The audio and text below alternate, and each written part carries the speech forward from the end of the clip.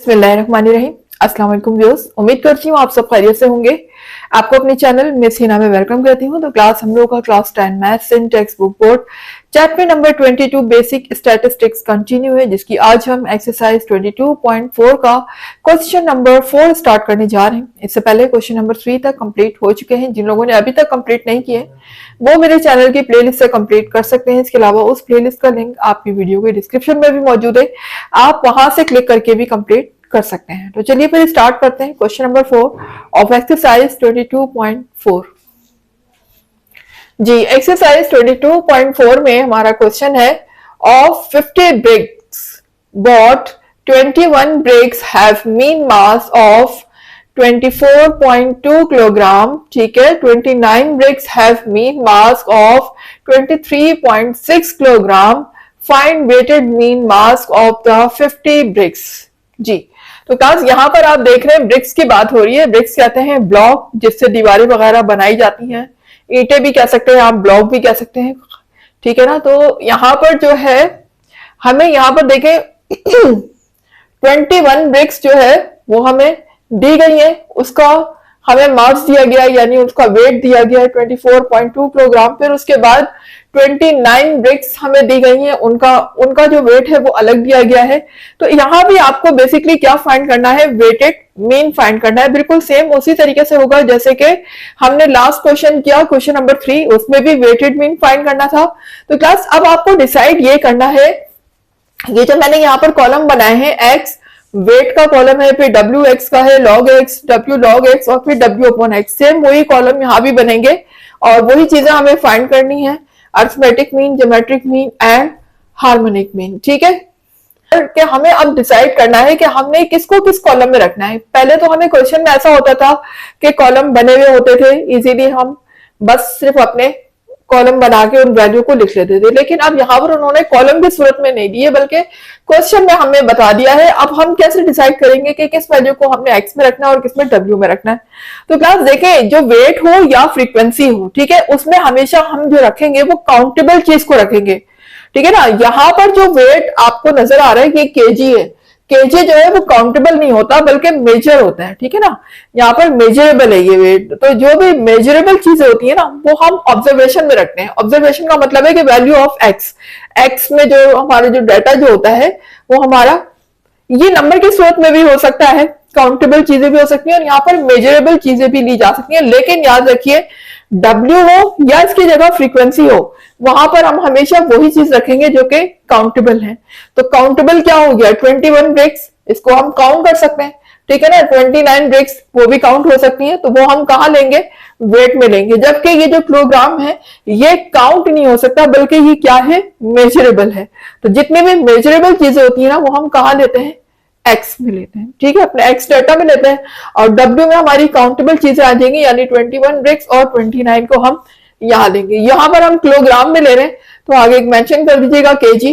तो 24.2, 23.2 इस कॉलम में आ जाएगा और वेट हमारा 21 और फिर नेक्स्ट 29 इस कॉलम में आ जाएगा। यहाँ पर मैंने इनका टोटल भी करके लिख दिया है। समीशन ऑफ डब्ल्यू मेरा आ रहा है 50। अच्छा, सेम वही उसी तरीके से कैलकुलेशन होगी जैसे कि हमने क्वेश्चन नंबर 3 में की थी। एक कॉलम हमारा डब्ल्यू एक्स का बनेगा, लॉग एक्स का, उसी तरह से सॉल्व। तो फाइंड कर लेते हैं सबसे पहले डब्ल्यू एक्स। तो डब्ल्यू एक्स फाइंड करने के लिए हमें जाहिर है डब्ल्यू को एक्स से मल्टीप्लाई करवाना है, यानी इस वैल्यू को इससे मल्टीप्लाई करवाएंगे। तो कैलकुलेटर में मल्टीप्लाई करते जाए और आगे इस कॉलम में फिल करते जाते हैं। जी, तो जब हम मल्टीप्लाई कराएंगे 21 को 24.2 से तो हमारी वैल्यू आ जाएगी 508.2।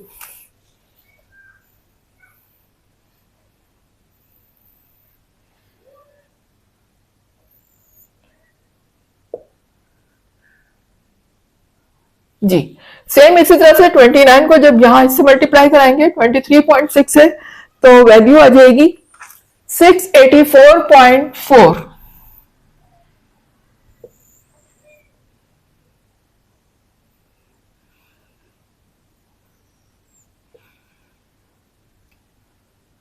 ठीक है, ये मेरे पास दो वैल्यू निकल कर आ चुकी हैं और अब मुझे इसका समीशन चाहिए।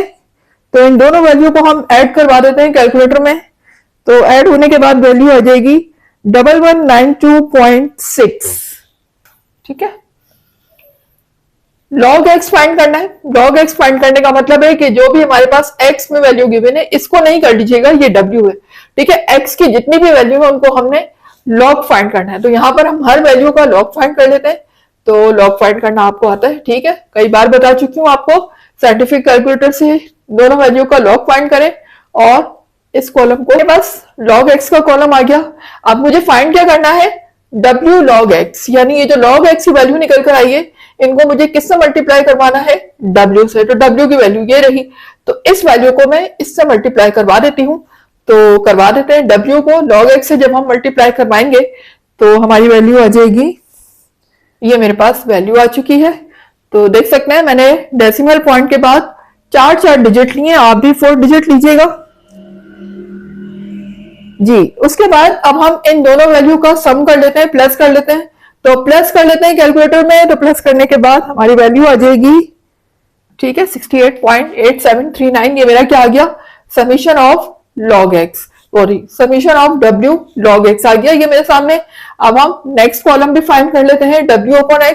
तो जैसे कि नजर आ रहा है कि w को, हर w की वैल्यू को आपने डिवाइड किससे करना है, x से। तो w की वैल्यू ये रही मेरे पास और इसको हम डिवाइड करवा देते हैं x वैल्यू से। दोनों वैल्यू आ चुकी हैं।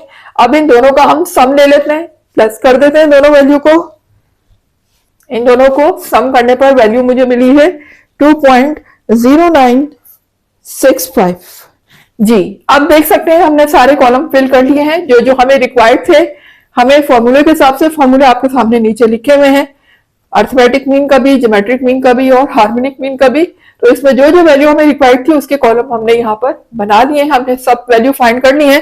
तो यहाँ पर अब हम वैल्यू रखते जाते हैं और अपने इनको फाइंड करते जाते हैं, अर्थमेटिक मीन, ज्योमेट्रिक मीन और हार्मोनिक मीन को जी। तो अब 1192.6 को जब डिवाइड करते हैं हम 50 से, तो मेरी वैल्यू आ जाती है 23.852 जी। तो क्लास ज्योमेट्रिक मीन फाइंड कर लेते हैं, ठीक है। तो वैल्यू पुट कर देते हैं जिसमें हमें रिक्वायर्ड है summation of w log x upon summation of w। तो पुट कर लेते हैं वैल्यूज को जी। जब हम इसको डिवाइड करेंगे 50 से डेसिमल वैल्यू को, तो कैलकुलेटर से करके देखिएगा क्या वैल्यू आ रही है जी। डिवाइड करने पर मुझे मिल रहा है 1.377478 इस तरीके से देख सकते हैं जी। अब हमने जब डिवाइड कर लिया उसके बाद अब हम इस वैल्यू का एंटी लॉग फाइंड करते हैं। एंटी लॉग फाइंड करना आता है आप लोगों को, किस तरीके से करेंगे, हम पहले शिफ्ट प्रेस करेंगे, लॉग प्रेस करेंगे, ये वैल्यू टाइप करेंगे, then you will press equal to sign, so you got antilog, ठीक है जी। एंटी लॉग फाइंड करने पर वैल्यू मुझे मिल जाती है 23.8494। ये मुझे यहाँ पर ज्योमेट्रिक मीन मिल चुका है। अब आ जाते हैं हम हार्मोनिक मीन की तरफ। तो हार्मोनिक मीन का फॉर्मूला आपके सामने है, summation of w upon summation of w upon x। तो summation of w upon x हम फाइंड कर चुके हैं और समीशन ऑफ w भी हमारे सामने है। दोनों वैल्यू को पुट कर देते हैं 65, ठीक है। तो 50 को जब हम इस वैल्यू से डिवाइड करवाएंगे तो मुझे आंसर मिल जाएगा हार्मोनिक मीन का 23.8492। देख सकते हैं तीनों ही फाइंड कर चुके हैं हम, geometric mean, harmonic mean, arithmetic mean सब आपके सामने है तमाम वैल्यूज। थोड़ा बहुत अगर आपके आंसर में डेसिमल पॉइंट का आगे पीछे वैल्यू हो जाती है तो इट डजंट मैटर, पॉइंट से पहले वाली वैल्यू तो सबके पास सेम यही आ रही होगी। आपको पता है कि क्लास हम जाहिर है कि पूरे पूरे डिजिट नहीं ले रहे होते, हम शुरू से ही 4 डिजिट ले रहे हैं, तो जाहिर है आंसर का फर्क इतना आ जाता है। तो ये नो इश्यू, ये कोई मसले वाली बात नहीं है। ओवरऑल आपका आंसर जो है वो बुक के आंसर से क्लोजेस्ट ही आ रहा है जी। तो क्लास आ गए क्वेश्चन नंबर 5 की तरफ, देखते हैं क्वेश्चन नंबर 5 में क्या कह रहे हैं। Calculate 2, 3 and 4 days moving average from the following data of number of deaths monitored for a peak week in a province due to and COVID-19। तो क्लास ये हमें कुछ डाटा दिया हुआ है यहाँ पर, डेज और नंबर ऑफ डेथ, ठीक है। डेज यहाँ पर मंडे से लेकर संडे तक के दिन डेज दिए हुए हमें और नंबर ऑफ डेथ बताई गई है कि मंडे इतने हैं, ट्यूसडे इतनी। तो ये पूरा हमें डाटा गिवन है। तो क्लास अब यहाँ पर जो हमें फाइंड करना है वो फाइंड करना है मूविंग एवरेज। तो पहले तो मूविंग एवरेज के बारे में जान लेते हैं कि बेसिकली मूविंग एवरेज क्या होता है। तो क्लास ये मूविंग एवरेज की पूरी डेफिनेशन मैंने साइट पर भी लिख दी है, ठीक है, और इसकी एग्जाम्पल भी देकर आपको समझाती हूँ। पहले जरा डेफिनेशन को समझ लें। A moving average is calculated by taking the average of a fixed number of recent data values. As new values are added, the oldest values are removed, so the average moves forward.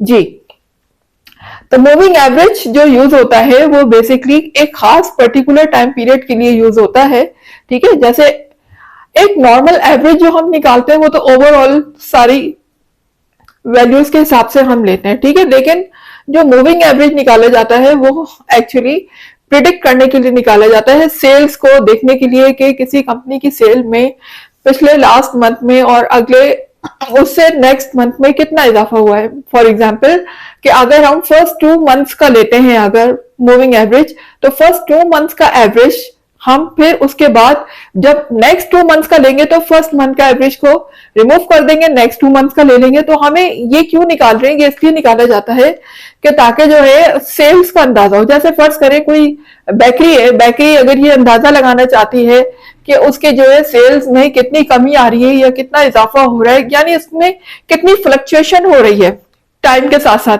तो वो monthly भी निकाल सकती है moving average, और क्या कहते हैं वीकली भी निकाल सकती है, डेज वाइज भी निकाल सकती है, जैसे आपको आसानी हो।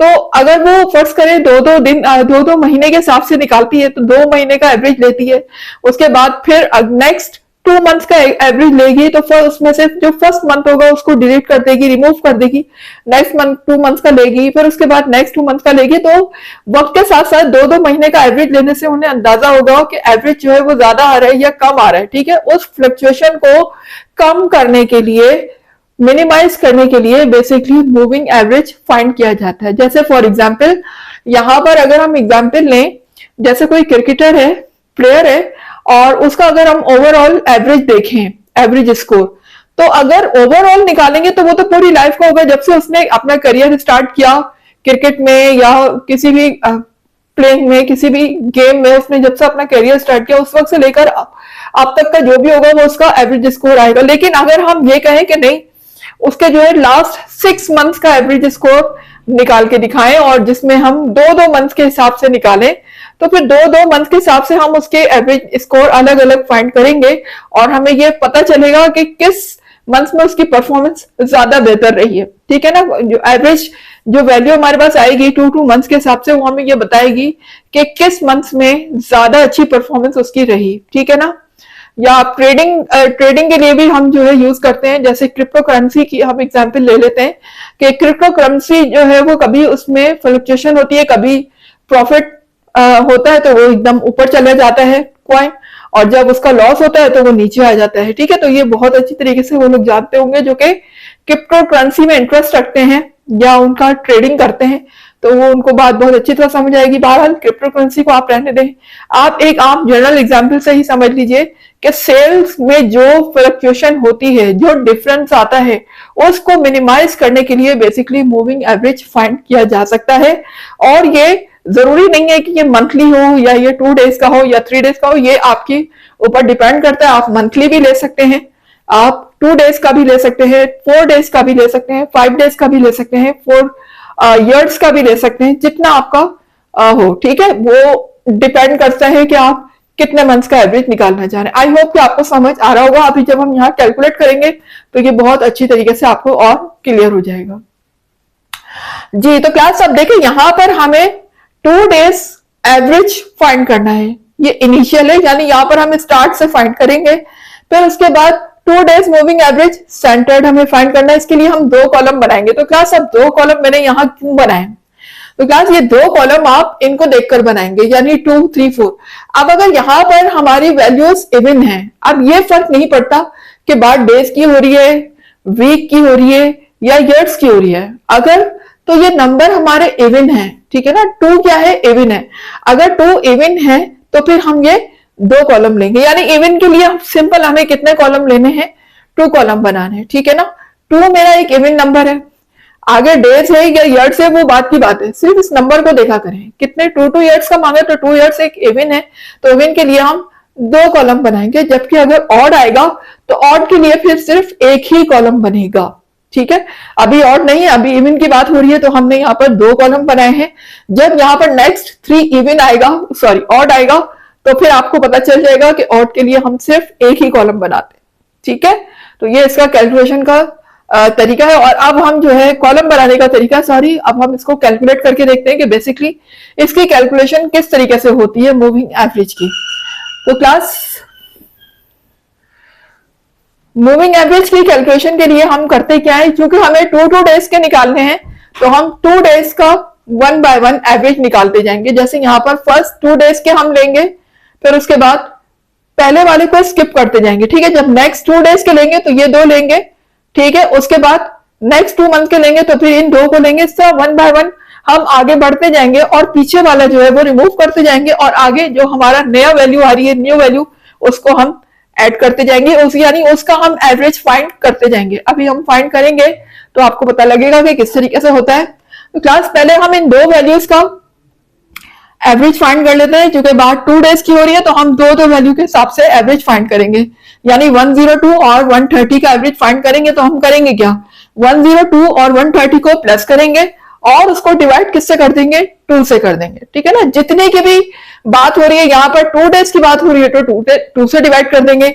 अगर यहाँ 4 डेज की बात हो रही होती तो 4 से डिवाइड कर देते, 3 डेज की बात हो रही होती तो 3 से डिवाइड कर देते। अभी यहाँ 2 डेज की बात है, तो हम शुरू के 2 डेज लेंगे और उसको 2 से डिवाइड कर देंगे। ठीक है, तो पहले हम इन 2 को प्लस करते हैं वैल्यू को, और फिर उसको करते हैं 2 से डिवाइड। जी, जब हम इन दोनों वैल्यू को प्लस करेंगे तो वैल्यू आ जाएगी 232। क्या आ जाएगी, 232, और इसको मुझे डिवाइड किससे करना है, 2 से। अच्छा, एक चीज का ख्याल रखिएगा क्लास, जब आप इसको मूविंग एवरेज को फाइंड कर रहे हो, तो ये जो वैल्यू हम ले रहे हैं बेसिकली ये इन 2 वैल्यू के सेंटर में आनी चाहिए। यानी कि जो 2 आपको कॉलम नजर आ रहे हैं 102 130, बिल्कुल इसके सेंटर में ये वैल्यू आनी चाहिए। ठीक है, इसकी वजह है वो हम बाद में बताते हैं। आपकी जो रजिस्टर है उसको इस तरीके से अरेंज करना है कि जो वैल्यू आप यहाँ कैलकुलेट करके रखे वो इन दोनों के बीच में आनी चाहिए। ठीक है जी, जब हम 232 को डिवाइड करेंगे 2 से तो आंसर आएगा 116।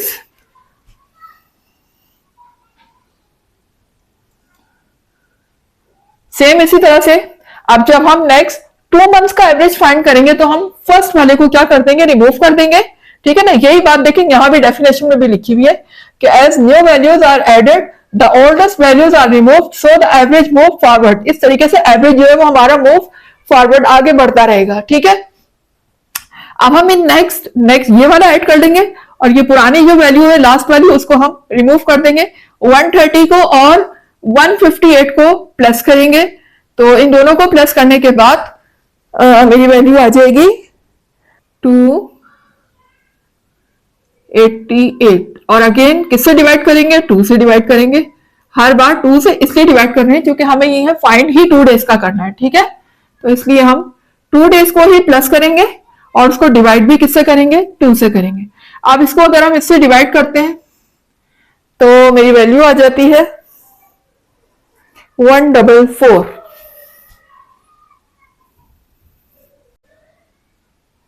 ठीक है, इस तरीके से आपने फाइंड करते जाना। और अब आप देखें जब मैंने इन दोनों का एवरेज फाइंड किया तो देखें ये बिल्कुल इसके सेंटर में आ रहा है, इन दोनों वैल्यूज के सेंटर में आना चाहिए। इसी तरह से जब मैंने इन दोनों वैल्यू का एवरेज फाइंड किया तो ये वाली वैल्यू इन दोनों के सेंटर में आनी चाहिए। ठीक है, इस चीज का ख्याल रखना है आपने। उसके बाद अब हम जब आगे बढ़ेंगे तो फर्स्ट वाली को फिर हटा देंगे और यहाँ पर नेक्स्ट इन 2 की तरफ आ जाएंगे आप। ठीक है, यानी हमने पिछले जो है वो जो हमारी लास्ट वैल्यू है वो हमने रिमूव करते जाना है और एक नई वैल्यू को ऐड करते जाना है। अब हम इन दोनों को ऐड करेंगे, इन दोनों को ऐड करके देखते हैं क्या आ रही है वैल्यू। 158 प्लस 188 तो ये हो जाएगा 346। 346 इसको डिवाइड कर देंगे 2 से। ठीक है, तो अब देखते हैं 346 को 2 से डिवाइड करने पर मुझे क्या मिल रहा है। ये हो जाएगा 173।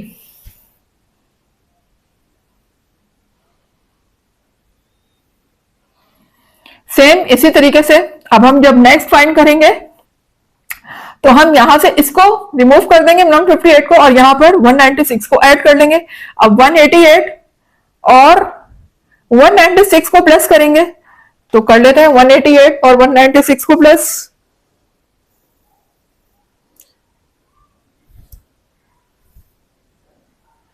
तो ये आ रहा है 384।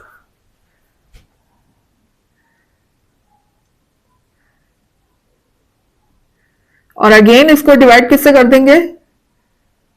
2 से। ठीक है, हर वैल्यू 2 से डिवाइड हो रही है और इस वैल्यू को 2 से डिवाइड करने पर मुझे मिल जाएगा 192। ठीक है, 192। इस तरीके से आपने मूविंग एवरेज फाइंड करते जाना। उम्मीद है कि क्लास आपको समझ आ रहा होगा कि किस तरीके से मैं फाइंड कर रही हूँ। मूविंग एवरेज आगे से आगे बढ़ते जा रहे हैं, पुरानी वैल्यू को हम रिमूव करते जा रहे हैं और आगे नई वैल्यू को ऐड करते जा रहे हैं। ठीक है, इसी तरह से अब यहां देखिएगा इन दो का आपने फाइंड किया। ठीक है, तो हमारा ये इनके सेंटर में आ गया। ये देखेंगे, ये दो वैल्यू है और इनका सेंटर ये रहा। ठीक है, इसी तरीके से अब आगे हम इन दो वैल्यू का करेंगे, पुरानी वैल्यू को फिर रिमूव कर देंगे यहां से। नेक्स्ट आगे बढ़ जाएंगे तो आगे ये नई वैल्यू ऐड हो जाएगी और पुरानी रिमूव हो जाएगी। तो इन दोनों को प्लस करेंगे तो हमारी वैल्यू आ जाएगी 196 प्लस 259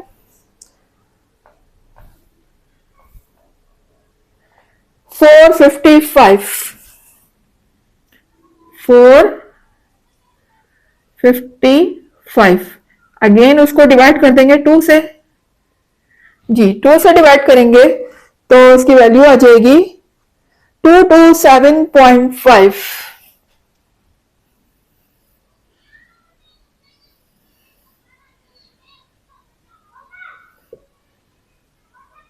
ठीक है, 227.5। अब इस तरफ से देखें, इन दोनों को हमने प्लस किया, इन दोनों का मीन एवरेज मीन निकाला, सॉरी मूविंग एवरेज निकाला। तो ये हमारे पास देखें इनके सेंटर में हमने ये वैल्यू लिखी है, इन दोनों के बिल्कुल एग्जैक्टली सेंटर में। ठीक है, उसके बाद अब हम इसको रिमूव कर देंगे और आगे बढ़ जाएंगे। अब हम इन दोनों का लेंगे मीन, तो इन दोनों का मूविंग एवरेज जब हम फाइंड करेंगे तो इन दोनों को प्लस करेंगे और 2 से डिवाइड करेंगे। ठीक है, हर बार 2 से इसलिए डिवाइड कर रहे हैं क्योंकि हम 2 डेज का ही निकाल रहे हैं यहाँ पर। तो इन दोनों को प्लस करने पर मुझे मिल जाती है वैल्यू 569। 569 अगेन डिवाइड कर देंगे उसे 2 से। जी, 2 से डिवाइड करने पर मुझे मिल रहा है 284.5।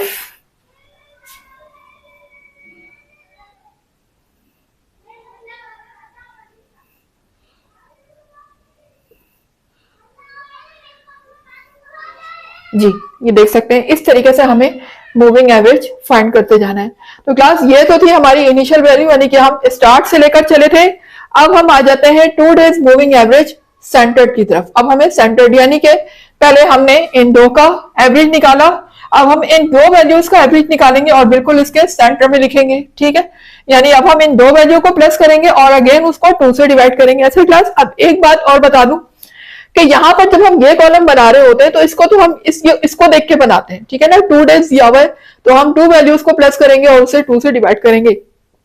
5 डेज का दिया होगा तो हम 5 वैल्यूज को प्लस करेंगे और 5 से डिवाइड करेंगे। लेकिन इस वाले कॉलम में कभी भी चेंज नहीं आएगा। यहां बेशक चेंज आएगा, यानी कि 5 से डिवाइड करना, 5 वैल्यू को ऐड करना, लेकिन यहां पर हमेशा हम 2 ही वैल्यूज को ऐड करेंगे और उसे डिवाइड भी 2 से ही करेंगे। हर बार ऐसा ही होगा, बेशक यहाँ पर कितनी बड़ी वैल्यू क्यों ना हो, 4 हो, 5 हो, 6 हो, 7 हो, वटएवर, लेकिन यहाँ पर जब हम फाइंड करेंगे ये लास्ट कॉलम तो हमेशा 2 वैल्यू को ही प्लस करके फाइंड किया जाएगा। उम्मीद है कि ये कॉन्सेप्ट आपको क्लियर हो गया होगा। तो अब हम इन दोनों वैल्यू को प्लस करेंगे पहले और उसे 2 से डिवाइड करेंगे। तो 116 को प्लस करना है 144 में, तो वैल्यू आ जाएगी 260।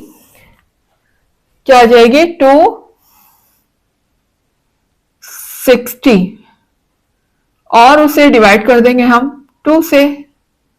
तो 260 को जब 2 से डिवाइड करेंगे तो आंसर मुझे मिलेगा 130।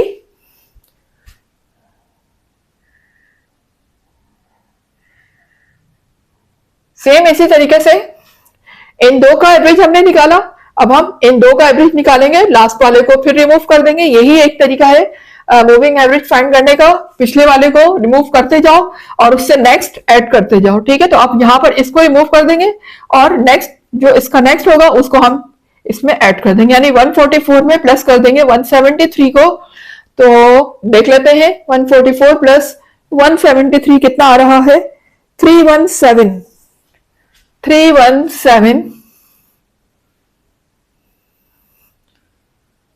डिवाइडेड बाय 2, ठीक है। इसको 2 से डिवाइड करने पर वैल्यू मुझे मिल जाएगी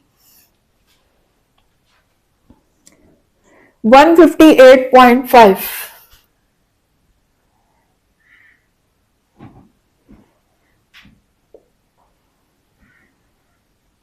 ओके, उसके बाद अब ये देखें, यहां पर मैंने इन दोनों का एवरेज फाइंड किया तो इनके सेंटर में लिखी है ये वैल्यू बिल्कुल, ठीक है। जिन दो का हम एवरेज फाइंड कर रहे होते हैं और वो एवरेज जो आ रहा होता है वो उन दो वैल्यू के बिल्कुल सेंटर में लिखना है आप लोगों ने। इस तरीके से इसको अपनी लाइनिंग को करना है कि आपने इन दोनों के सेंटर में आनी चाहिए, बिल्कुल जैसे इनका फाइंड किया तो ये इन दोनों के सेंटर में आ गई, इन दोनों का फाइंड किया तो ये इनके सेंटर में आ गई। इसी तरह से जब हम इन दो का फाइंड करेंगे तो इनके सेंटर में यहां आ जाएगी। उम्मीद है कि क्लास आपको समझ आ रहा होगा। अब हम 173 और 192 को प्लस कर लेते हैं, तो ये हो जाएगा 365। 173 और इसको प्लस करने पर आ रहा है 365। इसको डिवाइड कर देंगे 2 से, ठीक है। 2 से डिवाइड करने पर मुझे वैल्यू मिल जाएगी 182.5।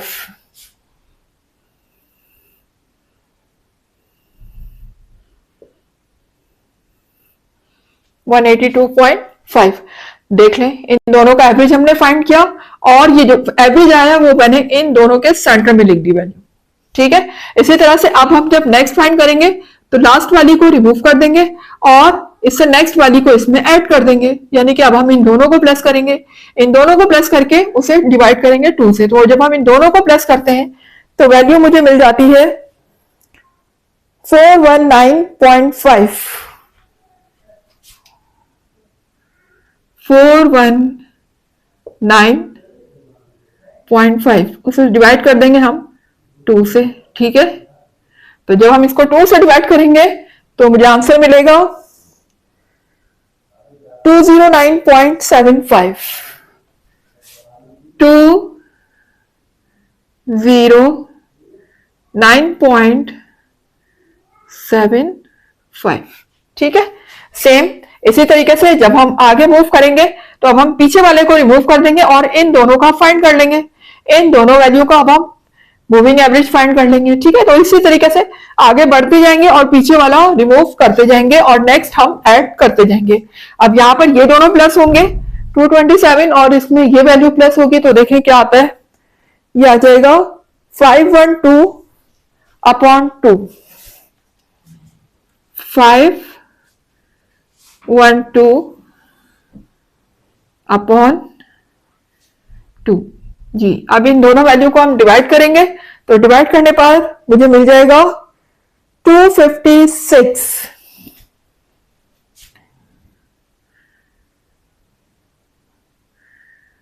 256 इस तरीके से ये हमारा क्या आ गया, मूविंग एवरेज आ गया, ठीक है। उम्मीद है कि क्लास आपको समझ आया होगा। कोशिश की है आपका कॉन्सेप्ट क्लियर करने की। अब आ जाते हैं हम 3 and 4 days, ठीक है ना। अभी हमने किसका फाइंड किया है, 2 days का मूविंग एवरेज फाइंड किया है। Now we are going to find the moving average of 3 days। तो 3 days मूविंग एवरेज का सबसे बड़ा बेनिफिट ये है कि यहाँ पर आपको 2 कॉलम नहीं बनाने पड़ते बल्कि एक ही कॉलम बनाना पड़ेगा, क्योंकि ये ऑड नंबर आ गया। 3 क्या है, मेरा ऑड नंबर है। ऑड नंबर के लिए बस एक ही कॉलम बनता है और अगर नंबर इवन हो जैसे 2 और 4 तो उसके लिए हम 2 कॉलम बनाते हैं, जैसे कि हमने 2 days के लिए बनाए। जब हम 4 days का बनाएंगे तो 4 days में भी हमारे 4 कॉलम ही यूज होंगे, ठीक है। तो अभी हम 3 डेज का बना रहे हैं और 3 जो है वो एक ऑड नंबर है, तो इसका मतलब है कि अब हम सिर्फ एक ही कॉलम बनाएंगे और यहाँ पर वो सेंटर्ड और इनिशियल नहीं लिखेंगे, बस सिर्फ लिखेंगे 3 डेज मूविंग एवरेज। अब हमें क्या करना है क्लास, क्योंकि हम 3 डेज का ले रहे हैं तो हम स्टार्ट की 3 वैल्यूज को प्लस करेंगे और उसे डिवाइड कर देंगे 3 से। ठीक है, तो कर देते हैं, इन 3 वैल्यू को प्लस कर देते हैं और उसे डिवाइड कर देंगे 3 से।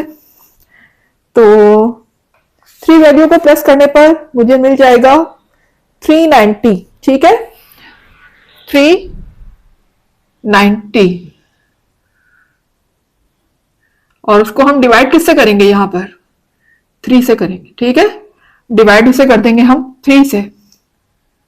तो 390 को 3 से डिवाइड करने पर मुझे मिल जाएगा 130।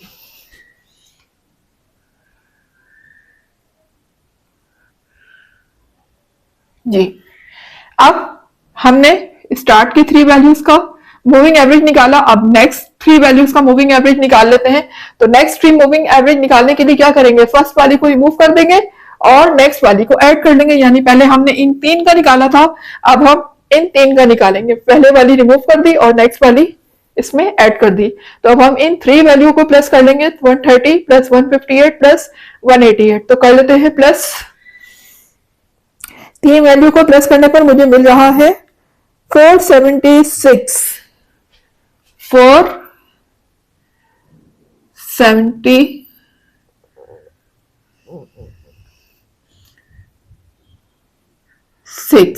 अगेन उसको हम किससे डिवाइड करेंगे, 3 से डिवाइड करेंगे। ठीक है, 476 को 3 से डिवाइड करने पर क्या वैल्यू आ जाएगी, 158.666। देखिए यहां पर 6 लिखा हुआ आ रहा है, चले आप 3 दफा लिख लें या आप 4 दफा लिख लें, कोई फर्क नहीं पड़ता। आगे 666 लिखा आ रहा है तो चले मैंने 4 टाइम्स लिख दिया है, आपकी मर्जी, आप 3 टाइम्स भी लिख सकते। ठीक है, अच्छा अब नेक्स्ट जब हम मूविंग एवरेज निकालेंगे तो इस वाली वैल्यू को रिमूव कर देंगे, नेक्स्ट 3 ऐड कर लेंगे, 1 2 3।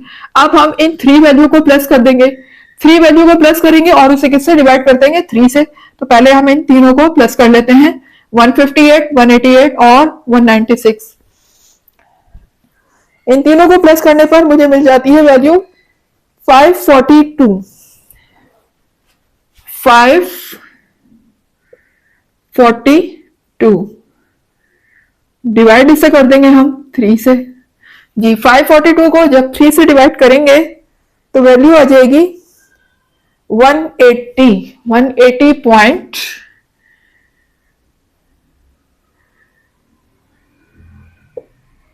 इसमें भी आगे 666 आ रहा है तो चले हम 4 टाइम लिख लेते हैं। ठीक है, उसके बाद स्टार्ट की 3 वैल्यूज हम ले चुके हैं तो 3 वैल्यूज को अब हम रिमूव कर देंगे, नेक्स्ट यहां पर 3 वैल्यूज को ऐड कर लेंगे। फॉर एग्जाम्पल अब यहां से हम इनको लेंगे 188 प्लस 196 और प्लस ये। ठीक है, इन तीनों वैल्यू को ऐड करेंगे तो ये हो जाएगी, देख लेते हैं कैलकुलेटर में, 188 प्लस 196 और 259, इन दोनों को प्लस करना है। तो इन दोनों को प्लस करने पर मुझे मिल जाएगी 643। ठीक है, और इसको डिवाइड अगेन हम किससे कर देंगे, 3 से। जी, 3 से डिवाइड करने पर वैल्यू मेरी आ जाती है 214.333। ठीक है, 214.333।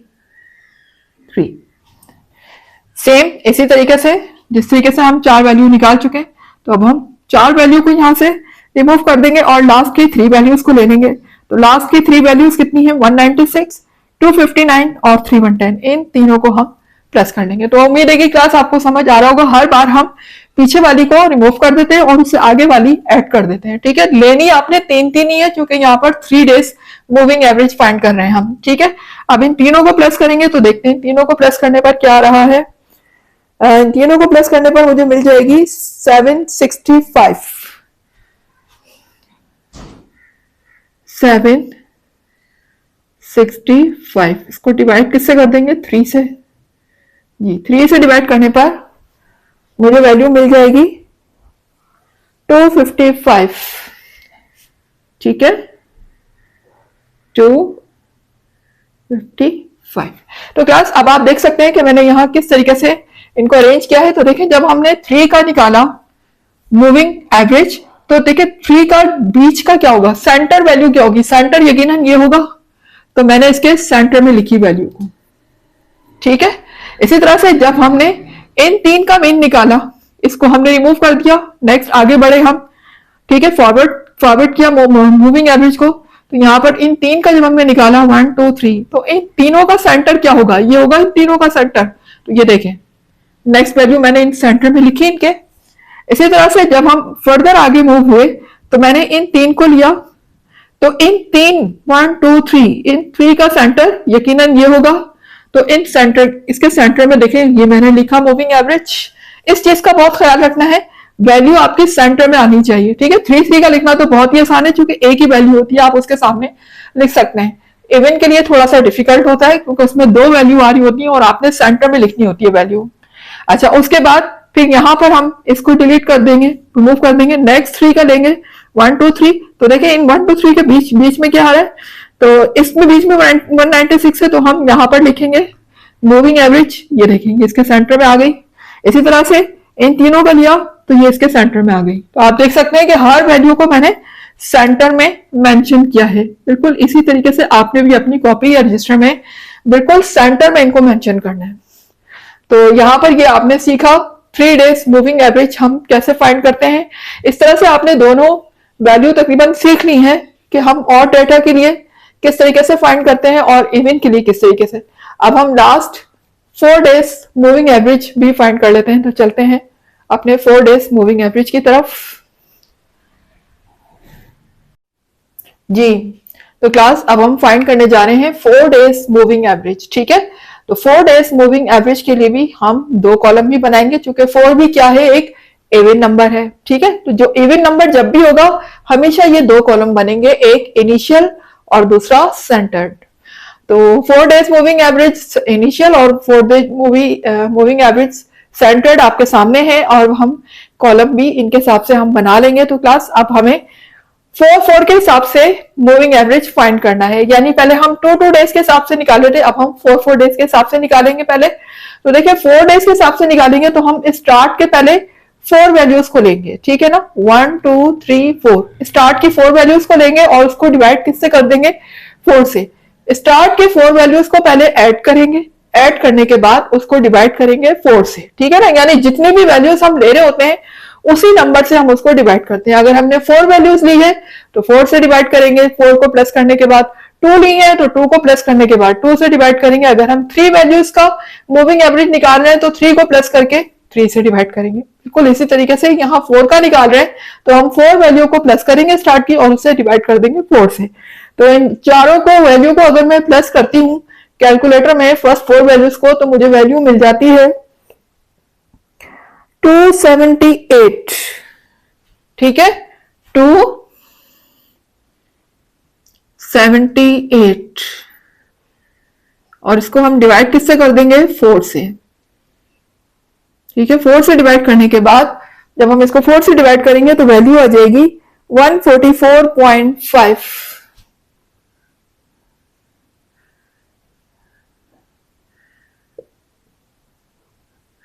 144.5। ठीक है, इसी तरह से अब हम नेक्स्ट 4 वैल्यूज को लेंगे। किस तरीका वही होगा, मेथड वही होगा। देखिए जब हम नेक्स्ट 4 वैल्यूज को लेंगे तो फर्स्ट वाली को हम रिमूव कर देंगे। फर्स्ट वाली को हमेशा आपने क्या करना है, जब भी नेक्स्ट मूविंग एवरेज फाइंड करेंगे तो फर्स्ट वाली को तो रिमूव करना है, फर्स्ट वाली को रिमूव करना है और नेक्स्ट वाली को ऐड करना है। ठीक है, ये तरीका होता है मूविंग एवरेज का। यानी हम जो फर्स्ट वाली को रिमूव करेंगे तो अब नेक्स्ट 4 क्या बन जाएंगी मेरी? 1 2 3 4, अब ये बन जाएंगी। अब मुझे इन 4 वैल्यूज को प्लस करना है और उसे डिवाइड करना है 4 से। तो मैं कैलकुलेटर में इन 4 वैल्यूज को प्लस कर लेती हूं। 4 वैल्यूज को प्लस करने पर मुझे मिल रहा है 672 672 अपॉन 4 को भी 4 से डिवाइड कर देंगे। 4 से डिवाइड करने पर मुझे वैल्यू मिल जाएगी 168।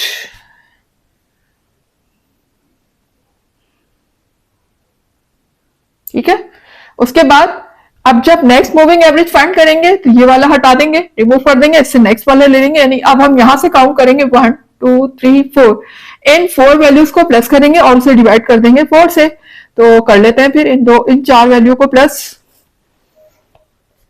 जब हम इन 4 वैल्यू को प्लस करते हैं तो वैल्यू मिलती है 801 801 और उसको हम डिवाइड कर देंगे किससे? 4 से। जी, 4 से डिवाइड करने पर मुझे मिल जाएगा 200.25 200.25। ठीक है, सेम इसी तरीके से अब हमें यहां पर शुरू की 3 को ध्यान की, यानी कि आप पहले हमने इन चारों को लिया था 1 2 3 4। ठीक है, अब हम नेक्स्ट 4 ले लेते हैं और पीछे वाली को हम रिमूव कर देते हैं, यानी इसको हटा देते हैं और इसकी जगह अब हम ये ले लेते हैं 1 2 3 4। ठीक है, अब हम इन 4 वैल्यू को प्लस करेंगे और उसे 4 से डिवाइड कर देंगे। तो कर लेते हैं इन 4 वैल्यू को प्लस। जब हम इन 4 को प्लस करेंगे तो वैल्यू मिल जाएगी 953। ठीक है, तो ये आ जाएगा 953 डिवाइडेड बाय 4। 4 से ही आपने हर बार डिवाइड करना है क्योंकि हम 4 डेज का मूविंग एवरेज निकाल रहे हैं। जब हम इस वैल्यू को इससे डिवाइड करेंगे तो हमें आंसर मिलेगा 238.25 238.25। ठीक है, ये हमारे पास इस तरीके से। अब आप यहां पर एक चीज और करें क्लास, ये जो मैंने वैल्यू फाइंड करी है किस तरीके से इनको अरेंज किया है। देखिए, जब हमने इन चारों को फाइंड किया था तो चारों को फाइंड करने के बाद हमें वैल्यू को सेंटर में रखना था। ठीक है, सेंटर में रखना था। तो सेंटर क्या होगा? इन चारों का सेंटर ये होगा, ये 2 वैल्यू। तो देखें, जब मैंने इन चारों का मूविंग एवरेज फाइंड किया तो इनके सेंटर में रखी ये वैल्यू। ठीक है, इसी तरह से जब हम नेक्स्ट मूव करें, अब ये 4 वैल्यू को जब मैंने फाइंड किया 1 2 3 4, तो इन चारों का सेंटर क्या होगा? जी, इन चारों का सेंटर ये होगा। तो देखें, ये मैंने सेंटर में रखी वैल्यू, ये 2 वैल्यू होंगी ना सेंटर में बीच में, क्योंकि ये 4 है 1 2 3 4, तो इनका सेंटर यकीनन ये होगा। तो बिल्कुल इनके सेंटर में वैल्यू को रखा मैंने और मूविंग एवरेज इनके सेंटर में कैलकुलेट किया। ठीक है, इसी तरीके से आप देखें, जब हम नेक्स्ट मूव करा, यहां से इसको हटा देंगे, अब हम नेक्स्ट आ गए 1 2 3 4। ठीक है, तो अब देखें 1 2 3 4, अब इन चारों का सेंटर ये 2 होगा। तो देखें, इन 2 के सेंटर में ये वैल्यू आ गई। इस तरीके से आपने लाइनिंग अरेंज करनी है। ठीक है, उसके बाद जब हम नेक्स्ट मूव करेंगे, पहले वाली को हटा देंगे यहां। अब इन चारों का सेंटर देखें क्या होगा, 1 2 3 4। इन 4 का जब मैंने मूविंग एवरेज फाइंड किया तो इनका सेंटर ये आ गया बीच में। तो ये देखेंगे इनके बीच में आ गई वैल्यू। इस तरीके से आपने पुट करते जाना है, लेकिन याद रखिए वैल्यू बिल्कुल इनके सेंटर में आनी चाहिए। जो चारों का सेंटर जो बन रहा होगा, वो जो हमारा मूविंग एवरेज निकल कर आएगा वो उनके सेंटर में होना चाहिए। ठीक है, इस चीज का बहुत ख्याल रखना है। अब हम नेक्स्ट प्रॉब्लम फाइंड कर लेते हैं, 4 डेज मूविंग एवरेज सेंटर्ड। मैंने आपसे कहा था क्लास, यहां बेशक हम 4 से डिवाइड करें 5 से डिवाइड करें, वो दूसरी बात है, लेकिन जब हम यहां पर आएंगे तो इसको हमेशा हमें 2 से ही करना है, यानी 2 वैल्यूज को ही कैलकुलेट करना है। 2 वैल्यूज को प्लस करेंगे और हमेशा 2 से ही डिवाइड करेंगे। यहां चेंजिंग जरूर आएगी, लेकिन इसका करने का जो मेथड है वो सेम रहेगा, कांस्टेंट रहेगा। ठीक है, तो यहां हम उसी तरीके से फाइंड करेंगे, इन 2 वैल्यू को प्लस करेंगे मूविंग एवरेज के लिए और उसको डिवाइड कर देंगे 2 से। तो पहले हम इन 2 वैल्यू को प्लस कर लेते हैं। 2 वैल्यू को प्लस करने पर मुझे मिल रहा है 312.5 312.5। 2.5 और इसको हम डिवाइड किससे कर देंगे? 2 से। जी, जब हम इसको 2 से डिवाइड करेंगे तो वैल्यू मुझे मिल जाएगी 156.25। 156.25, ठीक है। फिर उसके बाद नेक्स्ट ऊपर वाली को रिमूव कर दिया, नेक्स्ट दो वैल्यू ले ली 168 और इन वैल्यू को प्लस करेंगे, ठीक है। इन दो वैल्यू को प्लस करने पर देखिए मुझे क्या मिलता है, 168 प्लस 200.25 को जब हम प्लस करते हैं तो वैल्यू मुझे मिल जाती है 368.25। जी, 368.25 और इसको हम डिवाइड किससे कर देंगे? 2 से, ठीक है जी। 2 से डिवाइड करने पर देखते हैं क्या मिलती है मुझे वैल्यू, 184.125। 184.125, ठीक है। उसके बाद पहले हमने इन दो का निकाला, पहली वाली को रिमूव किया, इन दो को निकाला, ठीक है। अब हम इन दो का निकालेंगे और उसको पहली वाली को रिमूव कर देंगे, यानी अब हम इन दो का फाइंड करेंगे। इन दो वैल्यू का प्लस कर देंगे, पुराने वाली को देखिए रिमूव करते जा रही हूं, हर दफा नई वाली को ऐड करती जा रही हूं। अब इन दोनों को प्लस करते हैं, तो इन दोनों को प्लस करने पर मुझे मिल रहा है 438.5। 438.5 और इसको भी हम किससे डिवाइड कर देंगे? 2 से, ठीक है। तो इसको 2 से डिवाइड करने पर देखते हैं मुझे क्या मिल जाता है, 219.25। 219.25, ठीक है। इस तरीके से आप देख सकते हैं कि किस तरीके से मैं कॉलम को अरेंज कर रही हूं आपके सामने। देखिए जब हमने इन दोनों का मीन फाइंड किया तो अब इन दोनों का जब हम मीन फाइंड करेंगे, मूविंग एवरेज फाइंड करेंगे, तो देखिए इन दोनों का सेंटर कहां होगा? यहां होगा, इनके बीच में कहीं होगा ना इनका सेंटर। ये मैंने सेंटर में लिखा बिल्कुल मूविंग एवरेज। इसी तरह से जब मैं नेक्स्ट इन दोनों का मूविंग एवरेज फाइंड करूंगी तो इनका सेंटर इनके बीच में होगा कहीं, ये देखिए बिल्कुल इनके सेंटर में आ रही है वैल्यू। इसी तरह से जब हम इसको रिमूव करेंगे, इन दो का फाइंड करेंगे, तो इन दोनों का सेंटर कहां होगा? इनके बीच में होगा, तो ये देखेंगे इनके बीच में आ रही है वैल्यू। इस तरीके से आपने लाइनिंग को अरेंज करना है और बिल्कुल इसी तरीके से आपने मूविंग एवरेज को कॉपी करना है। तो उम्मीद है कि यहां तक आपको समझ आया होगा किस तरीके से हम मूविंग एवरेज फाइंड करते हैं। मेथड इतना मुश्किल नहीं है, बस लेकिन जो बताया जा रहा है अगर आप उसी को फॉलो करते हैं, प्रैक्टिस करते हैं, तो इजीली आपको कॉन्सेप्ट क्लियर हो जाएगा और समझ में भी अच्छा आएगा। अगर एक दफा देखने से समझ नहीं आ रहा है तो वीडियो को रिवर्स करें, दोबारा से देखें, ठीक है, बार बार देखें, इंशाल्लाह कॉन्सेप्ट क्लियर जरूर होंगे। और अपना कमेंट भी दिया करें कि आपको कैसी लग रही है वीडियो, क्योंकि बहुत मेहनत होती है एक एक वीडियो बनाने में। तो प्लीज अपना कमेंट, अपनी राय जरूर दिया करें, बताया करें कि आपके कॉन्सेप्ट कहां तक क्लियर है। तो क्लास यहाँ पर मेरा क्वेश्चन नंबर 5 हो चुका है कंप्लीट। उम्मीद है कि आपको समझ आया होगा, कॉन्सेप्ट भी क्लियर हुए होंगे। इंशाल्लाह हाजिर होते हैं अपनी नेक्स्ट क्लास के साथ। बस जाने से पहले एक ही बात, क्लास अगर वीडियो पसंद आ रही है तो वीडियो को लाइक जरूर किया करें, और वो व्यूअर्स जो मेरे चैनल पर न्यू हैं वो चैनल को भी सब्सक्राइब कर दें ताकि हर नई आने वाली वीडियो का नोटिफिकेशन आपको टाइम पर मिलता रहे। इसके अलावा जितना ज्यादा हो सके वीडियोस को शेयर किया करें, कमेंट्स दिया करें, अपने अच्छे अच्छे फीडबैक दिया करें। इंशाल्लाह मिलते हैं हम नेक्स्ट क्लास में क्वेश्चन नंबर 6 के साथ। जब तक के लिए अल्लाह हाफिज।